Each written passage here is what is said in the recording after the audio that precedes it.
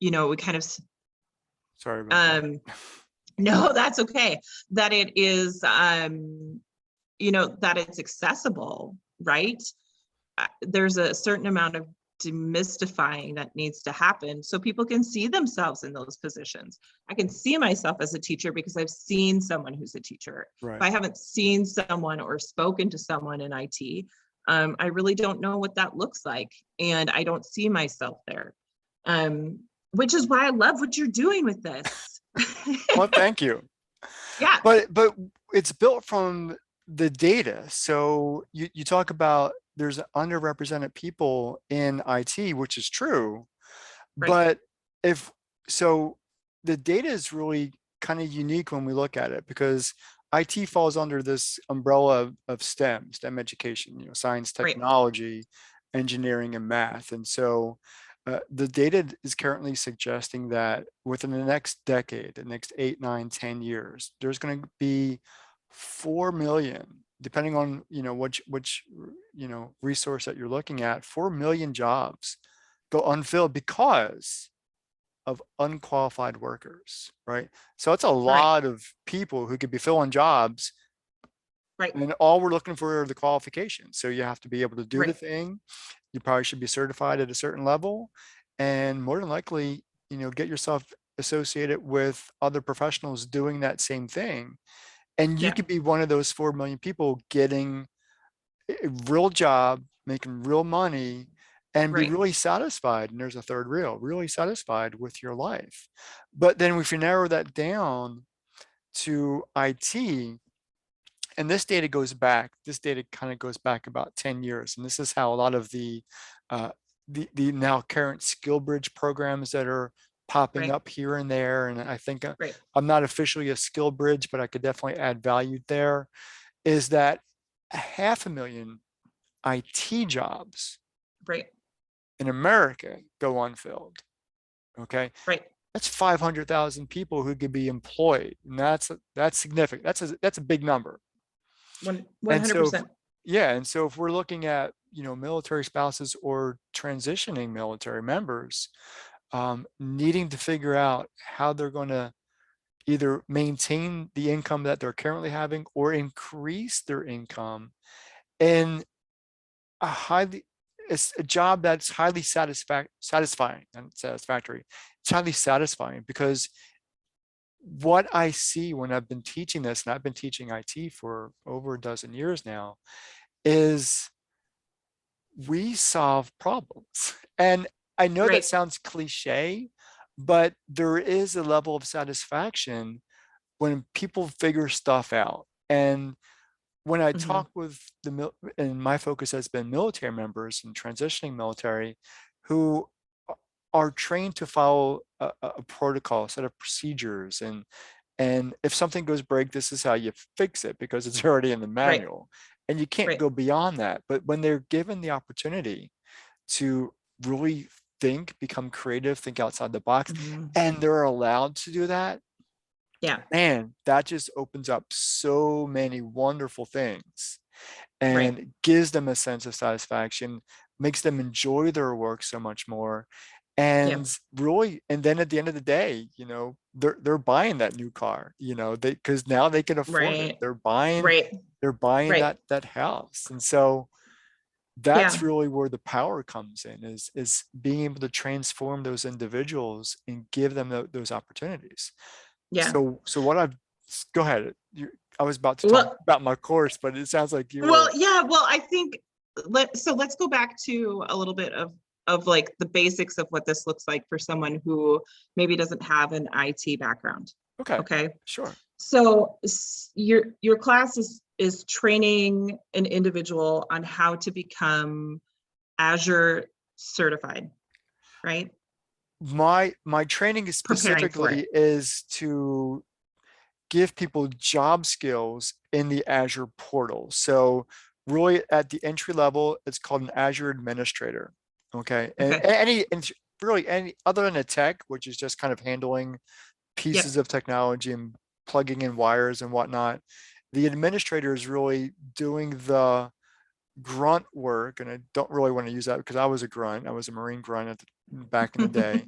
but you're doing the work. And so you're getting your, well, hands dirty per se, you're touching a keyboard, but you're going in there, you're designing systems, you're connecting systems, but you're doing it in the Azure portal. And so the foundational elements here is really understanding what cloud work is, because more and more businesses, and it doesn't really matter the size of the business, small, medium, large, extra large.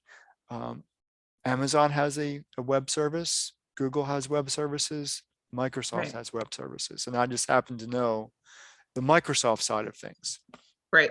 And the Azure portal is a tremendous value because it provides data storage. You know, everybody has Google Drive. Azure has storage services as well, both for personal and for business.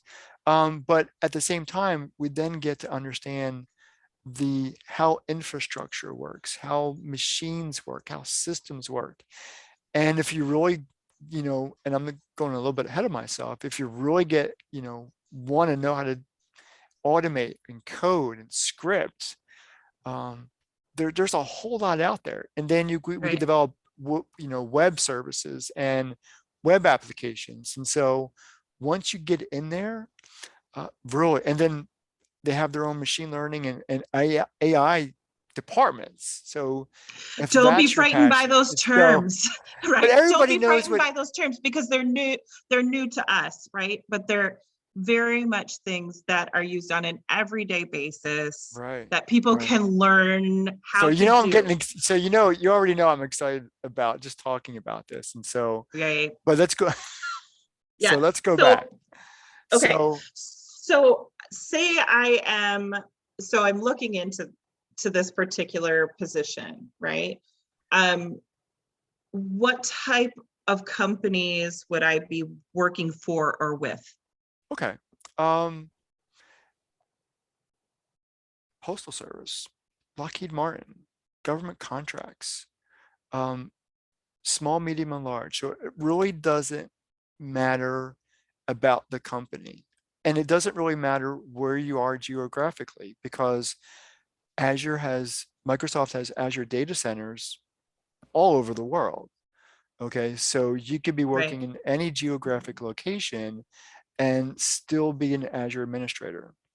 There are places in North Carolina, in Virginia that, um, I know Bush LLC, and they actually create vacuums, industrial commercial vacuums, and they use Azure. And this is a big company. Mhm. Lockheed Martin is a big company. They use Azure.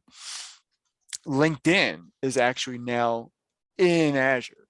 That's Yeah. how broad and vast Right. the scope of this cloud platform is. But what I think is really important here is, how do I get in the door? How do I just kind of get Right. started? What do I need to know in Right. order to get that door open? So there's Right. a couple of things that I designed, and I designed a four modules, 4 tiers to this course Hmm. that takes somebody from just building a machine. So we're easily recognized that we're either on a laptop or a desktop at home, right? Yep. Well, imagine having that same computing power. You just don't have to buy the machine. It's somewhere else. Somebody else is taking care of the Right. maintenance, the updating, all the things Right. that you typically do. The machine's just somewhere else. And so we call that virtual. We call that virtualization. It's Right. a virtual machine. And we learn how to create one, how to connect it to other machines, how to create networks. And then the entry level course, that 5-week course, is really understanding the vocabulary. IT people use a lot of acronyms, and we use a very special Hmm. vocabulary. And in order to take away the fear and the frustration and the ambiguity, I spent a lot of time talking about those foundations. And so we use the word protocol a lot. And protocol is simply a way of doing things, a way of communicating, a structured way of Yeah. doing things. And so I want to get that across, that this isn't really something to be afraid of. It's just different. And Yeah. I say that because I've taught people who were cooks, who were mechanics, Right. who did things non-IT related at all, Yeah. and Yeah. just kind of brought them in Yeah. to this environment. And I tell you what, when you boot up your computer, your laptop at home, and you see Windows 10 or whatever system that you're running on, that's kind of normal. When you create a virtual machine and you log into it for the first time, it's like opening up a Christmas present, because it's like Mm. you created the Yeah. machine, it's an actual machine, and Right. you actually can gain access to it. And so and watching somebody's face light up because they've created something Right. and it's their very own, it's really cool. And so we build from that. Yeah. We kind of build from that creative process. So I have a question. So Okay. we're doing all of this. Like, am I going to have to learn to code right away, or like, is this, now you use this term Gooey? What does Gooey mean? Like, what do So I have to expect here? so again, lots of acronyms. And so Right. if you're not familiar with GUI, the graphical user interface, all those buttons that we click, all Yeah. those icons on your desktop on your Yep. machine is the GUI interface. So we're very used to clicking buttons. So click the Yep. your web browser. If you got Chrome, you know what the Chrome looks like. If you got Yeah. Edge, you click a button. You want to use the Word app, your Microsoft Word, you click the Right. icon, and that's the GUI interface. Right. So so Azure works the same way. It's just the buttons look a little bit different, but it's push and play, click and play. If you compare that just real briefly with the coding element, which we call the command line or PowerShell, that's a little bit advanced in terms of Right. application and deployment. And we could get there. And actually, I do want to get there in my fourth tier. So once we learn how to build infrastructure, how to connect it, we're going to create web pages and web apps. Yeah. Entry level, of course, so that you get the idea of what we're doing, that can be accessed from anywhere in the world, because you're going to have an IP address, and that's just like your home has an address. Every Right. machine on the internet has Right. an IP address. That's the access point for that we get to it. We're used to looking at yahoo.com, but if you reverse Yahoo, it's actually a set of numbers, and that's an address. So we Mm-hmm. build on the technology. We talk about what the technology does. We could talk about how your home network works. And so we'll build we'll plan out a home network, and then we'll compare it to a business network, and what's the same and what's different. We then build, routing and availability. And again, this is the very technical terms, but the purpose is to create systems that people can access, Mm-hmm. that remain available, so they're always up. And we talk about why that's important. And because you never want, if you're running a business, the last thing that you ever want is for your website to go down, right? 100%. Yeah, you don't Yeah. want your website. But if you're Right. only using one machine, and that Right. machine breaks, what's happening to your website? It's offline, it's gone, right? Yeah. Until that Yeah. machine Yeah. goes back up. So we talk about how to create redundant systems and available systems, so that uh, and the website is just one example.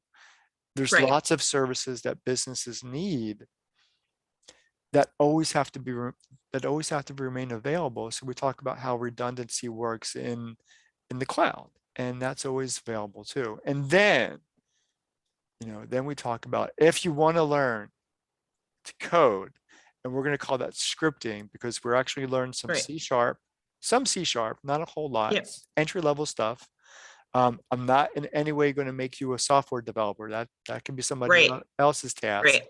But C sharp and PowerShell scripting help you automate things that you could probably do at home, meaning Right. that you could automate certain systems on your home machine and then show somebody that you can do it. Know what's really cool? You could get your, I'll I tell love you what, this. Let me tell you about this. Yes, tell me more. we can get Azure, I mean PowerShell to talk to you. We could get your computer literally to talk to I love you. that. If Yeah, you, do you remember the movie 2001 A Space Odyssey, yeah, and HAL talks yeah, to, yeah, yeah, we yeah. can actually, well, we could actually create a HAL. Your computer can talk to you.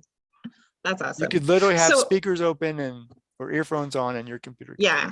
So when we talk about the spirit of someone who is getting involved in this, like I feel like some of the things that come to mind for me, um, someone who is definitely open-minded, someone who's curious, someone who is persistent, I like right? curious. Curious is good. Yeah, And the reason I say that is because most people, when they talk about learning IT, yeah, the first thing that comes, I don't want to break it. yeah, Because that usually means I got to pay for something. yeah, You're not going to break the Azure portal. yeah, Microsoft, it's Microsoft's baby. You're not going to break it. But yeah, the cool thing about it is, go ahead and break it. right, And I say that not tongue in cheek. I said, go ahead and try to break it, because breaking things gives us an opportunity to fix things. And when you know how to right, fix things, you're higher up on the tier of getting that next job. Because if you can troubleshoot, which isn't necessarily the focus of any of these courses, but it's part of the game. Because if something doesn't go right, like for right, example, you don't deploy something correctly, that's going to give us an opportunity to troubleshoot. What didn't you do right the first time? That's a lesson. So that's always a lesson, because right, typically we learn from doing things wrong. right. You don't touch something hot, because you touch something hot, it hurts, or you Yep, right. crash into somebody, not to go too Yep. fast on the highway. But the best part about this is, in a physical machine, it typically doesn't tell you what you do wrong. Right. Azure is much more accommodating. Azure tells you where you did it wrong, and it tells you where to go fix it. So that's even another plus to learning how to work in the cloud, is Yeah. because if you break something, Azure's one, it's going to tell you. It may not be use the nicest words, but it's going to tell you that something's not right. But it's Hmm. also going to tell you where to go fix it and how to go fix it. And that's also what I'm going to do too. Is this is an opportunity for us to take that next step, to be curious. Go ahead and break it. Hmm. Yeah. Yeah, absolutely. You brought up another really good point, and we talked about this too. So sometimes people have a little bit, they get a so I can tell you other programs that I've looked at where people just drop out because they don't feel supported, where it's like it's somebody over there and they have a platform and you're supposed to go through the whole thing. You're doing this with people, and you're keeping your class size small, right? Like so that it can, I mean, relatively small. The game plan, because it's new and we're looking at people who are transitioning and pivoting into Yeah. IT in the cloud. I want to keep classes, I'd like to get 10 to 12, no more than 15. Yep. And I do that specifically because, one, the initial learning curve is tight. And we Yeah. want to, I want to be able to, there's always going to be participants who are, I'm totally lost. And I know that Right. because they've just been doing it for a while. I'm totally lost. And other people might, catch on rather quickly. And so I Hmm. want to balance. If I have like a 30 participant course, I'd have people all over the place. And I don't want that, because that would just create chaos. And so Right. what I would like to be able to do is kind of keep courses 12 to 15. And if I max out if I get 12 and I've got like 4 more, maybe even split that up into two smaller Yeah. groups. Yeah. But at least have it at that size, and then have it, periodically throughout the day or throughout the week. For two reasons. One, like I said, I want to keep everybody on the same page at the same time. It just makes Hmm. for a better learning experience. And two, I want to break the larger group into smaller groups to kind of work on projects together. And that's always been beneficial. It takes some while to work with a stranger or two other Right. strangers, but you get the opportunity to say, I didn't really get what Keith or Dr. Miller or whatever you want to call me, Keith said, and did you get it? Because Yeah. I may communicate the same words, but not everybody's going Right. to hear the same thing at the same way. And so Right. if somebody has a better idea of what I said and how it works, Yeah. getting it from a peer feels good, and that, Yeah. and the third reason is building that learning community. And I like to call it a learning community because Hmm. then they become their peers moving forward, because they're all working to learn it, getting that Right. job, and that they could be that professional network, that starting of that professional network. 100%. Yeah. And that's what you need. If somebody, hey, there's this job over here and I don't want to move there, but I know you do, that kind of thing. Or, Right. spouses have connections that have connections. Right. It just works better that way. So what is the pace? What does the pace look like? The pace of the course, Yeah. slow at first, and that's a necessity. So the first 5 weeks, tier 1 is we're going to do a lot of planning. So I'm going to do a lot of whiteboarding. We're going to plan Yeah. this out. We're going to talk about the acronyms. And I do give homework. There's going to have to be some repetition. There's going to have to be some, I give an assignment, and like for example, I'll sketch something out on whiteboard because Zoom actually gives us a whiteboard. And I'll do it in real Yep. time. I'll do it in slow, nice, pretty boxes, nice squares. And we'll talk about what they represent and what they are and how they connect to one another. Mhm. I already have that as homework. So we'll do it live. And then for homework for the week, I'll just give you the picture. And I'll give you the answers. I'll have two of them, but the goal is to fill in the blanks with the picture. Tell me what all these boxes represent without Right. looking at the answers, right? And so Right. there's going to be that kind of stuff. And then after the first week, and I want to build the first virtual machine the first week, just so that you get that experience. Because again, Hmm. that's a lot of fun because you've just created something and it's real. Hmm. But then we build more. So we build a virtual machine, we build another virtual machine. We talk about getting into it, deploying a service, connecting them, making sure they connect, understanding what addressing is and how IP addressing works. And so we slowly build upon the content. The goal of tier 1 is to build a server that provides a web page that anybody in the Hmm. world can access. So everybody's going to access everybody else's web page. We're going to create, and well, I never created a web page for it.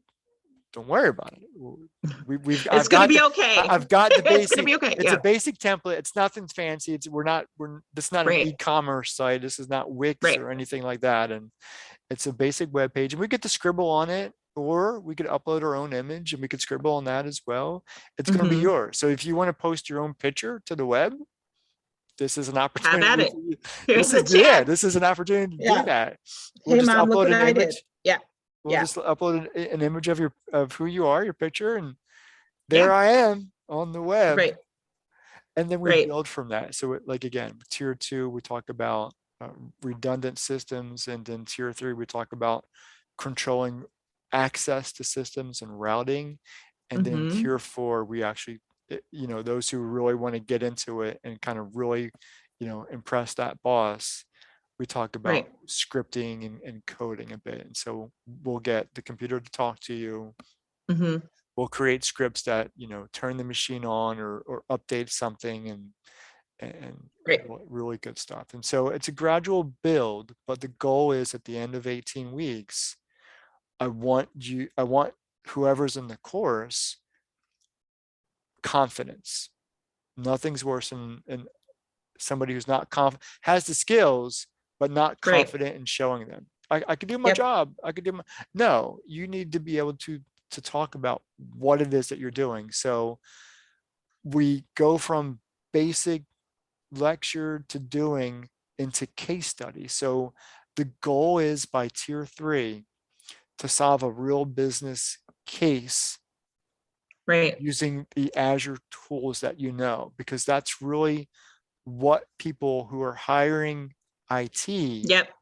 to be Right. able to do. You need, even if it's entry level, you should recognize that all technology is all about is solving a Right. business situation, solving a Right. business problem. That's why we code. That's why Right. we automate. That's why we create machines. That's why we create redundancy. Yep. So we build to the point where we're solving a business situation, and you're going to do 3 things. You're Hmm. going to create a presentation, right? You're going to Right. create a multimedia PowerPoint, or use PowerPoint because it's Microsoft. So you need to have those kind of presentation skills, those kind of Right. communication skills, even very basic, it's okay. You're going to create the technology in Azure, Hmm. and then you're going to demonstrate the technology on your own. Perfect. So that's That's what what we want to get every to. Yeah, employer wants to see, those skills, yeah. right? They want that translatable. They want to know that you know what you're doing. Um, that's that's perfect. And that's what we Um, build to. That's what we build to. right. That's the goal. So what costs can I anticipate incurring throughout this process? So tier 1 and tier 2, well, all of Mhm. the courses are $200. And so if you go through all 4 courses, 1, 2, 3, 4, it's 2, 4, 6, $800. Now Right. that seems, I don't know what that seems. It's $200 for a To, to couple me, it reasons. seems cost effective. Okay, well, cost effective is good, but we So have to yeah, recognize there's other costs here. yeah, So let's talk about the other costs. The first 30 days of Azure are right. free. Okay. So Afterwards, you have to do a pay-as-you-go subscription, mhm, meaning that when we build stuff and we keep it running, Azure charges your credit card. So right, what we want to do is learn right, how to build and then take down. So, because I have an Azure account, but I don't have right, anything in Azure, so it's not charging me money. Okay. right, If I kept the virtual machine just to say, hey, go to this web page, check it out. This is what we're right. going to do. I'd be charged every minute, right? And I don't want to do that. Not necessary. I've got my own website that I pay Yeah, for anyway. Um, yeah, Pay as you go subscription, but that's after the first 30 days. So if this is 18 weeks, 16, after the first course, you're paying for a subscription, you're paying for the use of resources yeah. in Azure. But again, we take it down after the course. You go back in, you practice, you delete the resources, and Right, you're not paying for anything. right, The other cost is, and this is where it kind of gets, you need certifications. Certifications are big in IT. So just having job skills is good. Certifications are the peer review process that says, hey, I have a certain set of right, knowledge. So the right, game plan is to not only have the job skills, but to get you certification ready. I can't help you pass the test that you have to study right. for, because there's both lab environment. So everything that we do will cover the Hmm. lab part, but there's also multiple choice questions like you're in grade school again or college. There's Right, multiple choice questions that are very standard, very basic, but you have to be able to answer them. The entry right. level test is 3 hours. Most of the time it only takes about 2, but still it's a test. You've got to get a Right, certain score to pass, and it costs about $300. And so right, that's an out of pocket cost. right, And I'm not sure if there are um, coupons or anything for military right, spouses. So we'll look for that, but recognize that each course is $200. The certification is 300. The entry level certification is right. 300. And Azure is going to cost you money as you go, as long as you keep resources up there. So Any idea of like what the subscription cost is on that? it depends on what we build. And so we're building we're Yeah, only building virtual machines. And so we're virtual yeah, machines, networks, and So to give you a cost idea, Yeah. one virtual machine, we'll be using Windows Server 2016. The Mhm. cheap end of that is $91 and some change per month. Okay. Okay. But we're not keeping it up running all month. We're building it, we're taking it down. Yeah. If you build it up, take it down. So you may Yep. spend, and it depends on how much you want to learn. You may spend no more than Yeah. $10 extra on a month, second month, Right. third month So, in right. Azure, charge your credit card because we built some stuff up, we took it down. Right. So it's not completely unreasonable by any means. I appreciate it. That's the goal. Well, well, and I think that's the point of this, right? Like this career is accessible, right? We want to make it comfortable. We want to make it comfortable because anything new is scary at first. And Right. I think, and I still get feedback from students. Recently, I just had a student say, "Hey, can you write me a letter of recommendation?" And I hadn't seen him in Mhm. 2 years, right? So all Right. good. I mean, and it's Yeah. perfect, all good. I mean, he was my student, and Yeah. absolutely.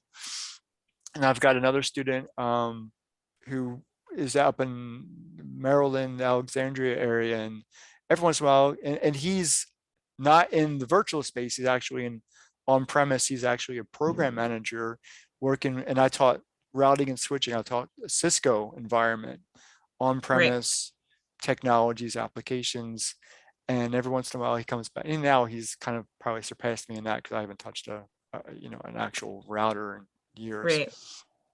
Every once in a while he says, how do you troubleshoot XYZ? And so I kind of give him some pointers to kind of think about. Right. So it doesn't, but the point being is that anything new is a bit scary. Anything new is Right. just that. And so we want make it accessible, take away the fear, take away the Right. ambiguity, give you that confidence, Right. and it works. And I truly believe after the first, you really know if this is for you after 2 weeks, because it's like I've taught, I know some Python, or I know C#, and I've taught Mhm. those ideas. Mhm. And even though they're different, you know that you either love it or hate it after 2 years, Yes. Yeah. Yeah. after Yeah. two Yeah. weeks, Yeah. because of what it is. Your brain, your Right. body just rejects it. So it's just, Right. this is what it is. I don't want to do this. Right. You innately, you inherently know that. But the reverse is true. If you in it, you just created something that was fun. I want to create more. You innately Right. then explode with excitement. So it's going to go one Right. way. It's never a neutral thing with new people. Right. It's either I love it, I hate it, I want to go away. I love it, I want to learn everything, Right. or I want to learn more of this. You'll know Right. after 2 weeks. Right. And so in a certain way, it's a little bit of like you've shown, it's a little bit of a gateway too, right? Like dip your toes in, see if this works for you. Wow, you might be really good at this. And like you said, I want to learn X, Y, and Z and develop out that direction, especially for military spouses and veterans. Well, can I ask you a There, question? there's sure. Yeah, I didn't mean to go for it. interrupt. So, because you're a military spouse, and Yeah, you're in that community, right. what are they looking for then? If because this is a very unique course, and it has a very unique objective. Yeah. What are military spouses? And I So say that because, and I'm thinking primarily sure. they're women. I'm assuming. Right. Well, yeah, So I what are they think looking? I should probably ask Sean again, but I think the last data that came out, it was something close to 90%, high 80% were women, But what are they right? looking for? I mean, So in are they terms just of wanting a looking, job, no, or and they? so when I speak to spouses, there are so many different pieces of this puzzle, Okay. right? Part of it is simply just having an employer, right, that understands the unique situation that they live in, right? So, Okay. so you see that on the national level. You see a lot of work that's done by groups like Hiring Our Heroes and Blue Star Families and that kind of thing, right? The USO. With the spouses that I've worked with one-on-one, that's my heart, right? That's what I do. These spouses, male, female, other, are looking to find a place where they fit, right? A lot of people have bachelor's degrees, cannot apply them in the workforce, are looking for something that's a fit, that's flexible, that is remote, is this, that, the other. It comes down to, is it something that they can do? Like, is there an opportunity? Can I take it? Is it going to be a fit?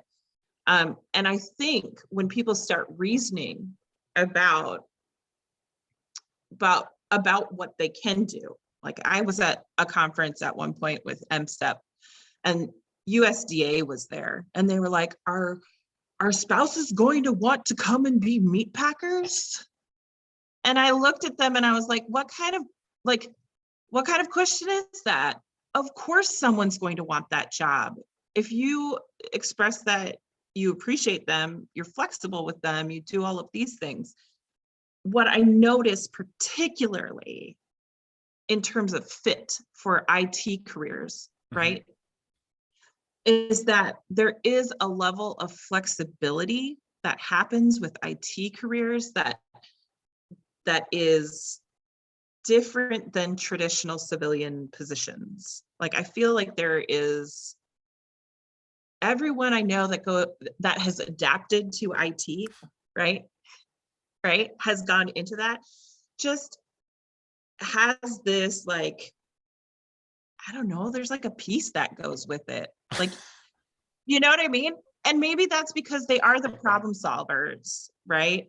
I think military spouses are, like, we look at this word of resilience and problem solving and like creativity and loyalty and all of these great aspects of soft skills, and that you attach those hard skills to it and they can do anything, right? So for me, when I look at it, I think we're still underrepresented in IT positions. There's a ton of people who are finally opening their eyes to it and asking questions. I'm seeing a lot, people in the community are looking for each other, right? So I think that's a good sign that people are adapting to the mentality that they belong there. However, I think we have a long ways to go, right, in terms of demystifying what does this really look like. Keith, this isn't rocket science, right? Like This isn't rocket is, science. you know what I mean? This No. isn't rocket science. You could help them with rocket science too, but how can I see myself in it? Somebody has to translate that within our communities so that people can see themselves there and make a space for people. Good. And with that, and there you go. You're doing that again. I love it. One of the things that new students or new people trying to get a feel for IT is what's next. And so and I've taught people who, when they were done, did start at the bottom. They started either a call center or help desk or whatever. And sometimes that's what they needed because they weren't even sure of their own aptitude and confidence yet. And so they said, I'm looking for this entry-level position. And I've had people start at 45. Right. And that's where they were after completing a program, one of the skill bridge programs. the same time, I've had students with no, and again, and I'll even give you an example. Mhm. He was a mechanic. He was an airplane mechanic for Yeah. Navy, something. Okay. This was like 5 years ago. So again, not IT at all. Mhm. Transitioning out, went into the Skill Bridge program here in Norfolk Navy Base, and I was his instructor. And the first week was, and he'll tell you, the first week was, I'm not sure about this. Long Mhm. story short, he pushed through, he dedicated his, and he was he was away from family. And so that he had his mindset. It was this, he was Yeah. getting out 180 days. This is my target. This is what I'm doing. Mhm. He was offered a job at Microsoft at the end of it all. And we're talking Microsoft Right. in Seattle, Right. Washington, Microsoft, Right. not any other satellite. He was offered Right. big money out of the Navy. His whole life just Right. changed. Now, I can't Right. promise that I'm not promising that to anybody, but what I'm saying is that, wow, you know, the Right. opportunity then becomes available to you, Right. but it's up to you. He took, Right. and that course is a little bit different. I'm offering a very basic course, set of courses to kind of get your foot Right. in the door. Um, we could take it and I could expand it, and this could be something entirely different, but then the cost would go up, and I don't think people are ready Right. for that. But what I'm saying is that the opportunity and the potential Right. is there. One, you need support. Right. Two, you need somebody to guide you. That would be me. And I would also Right. offer the support. Then you need a network of peers to kind of be your cheerleading squad. And Right. if you're saying your spouses, you really do need support from your spouse. So if you're the spouse going into my course, whoever your Yeah. spouse is really needs Yeah. to be bought into that, whatever is going on in the family, in the home. This is going to require some dedication. I'm not requiring 24/7 dedication, but you need to put that energy into it. You reap what you sow at the end of the day. Right. You put energy into it, you're going to get a Right. lot out of it, but you're going Right. to get the potential of being exposed to so much. And that's where Right. the value comes in. Right. But it's any IT job. So this gets you in, lots of doors. Right. Right. And I think that's why this is incredibly appealing to me to see you offering this, because there are a lot of places that offer something similar, right? But don't have that piece of community that comes with it to get out the other side, and the wisdom to say, okay, Keith's going to be there if you have a question in 2 years about how to jailbreak something. Not that he would, but like that's Anything's possible. there. Right. That doesn't really go away. Those Right. And that people you doesn't go meet in away. your first class, that doesn't go away. I'm a firm believer that there are two things in life that people can't take away from you, and that is experiences, right, and education. And this is both. And so to me, that seems like a worthwhile investment. And I'm grateful to hear you offering this the way that you are. And I will continue to send people your way, Keith. So I thank you for bringing that together. Absolutely. Katie, thank you so much. Yeah, Well, it's 7:30, so I know we we did. How do we do this? I feel like I need to be put on a leash. All right. I appreciate your time so much. Yeah. But I do want, well, you're doing something special too, because you're becoming a Yeah, coach. I am. Yeah. And I want to put you on my Level Up show, which is a Wednesday Okay. night show. Can do. I would love to do that. Okay. Let's plan Yeah. for that. Yeah. I know you got kids. I know I got a daughter, I know. and she's in the Yeah. shower, and I got to go Yeah. attend to her. It's been a Yeah. blessing. Thank you so much. Awesome. Yeah. Likewise. I'm very proud of you. Keep up the good work. Okay. I'll All talk right. to you Talk later. soon. All right. Bye, Bye-bye. guys.